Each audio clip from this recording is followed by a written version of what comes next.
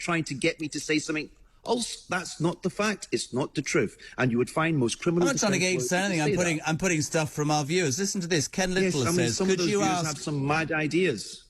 Well, I think that's very disrespectful to say that people are not entitled to their opinion. I think it's very disrespectful to the defence system. I think it's very disrespectful to the legal system that has stood the test of time. Has it really? How about this, he says. How about you, sir, defend UK residents who cannot get legal aid for defence because the money's being spent on people who've never paid into the system? No. That's not me. Answer the question.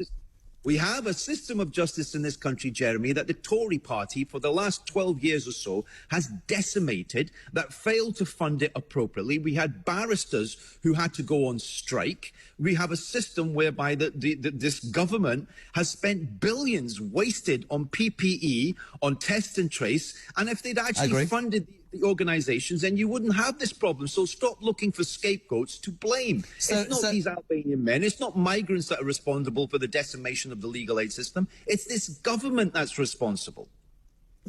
I take that point. I haven't said anything other than the fact that the Home Office is a debacle, the border force situation is ridiculous, and the systems undoubtedly need to change. What I'm trying to ask you to answer, and you don't because you throw at me billionaires, you say that all of these people are not entitled to opinion. This man says, why are we providing a legal system... Ask the gentleman this, he says, for people who shouldn't be in this country in the first place, who are known criminals. That's the point, isn't it? Aamer, that is the point. People's frustration is understandable. Do you believe in due process, Jeremy? Do you believe in due process? To a degree.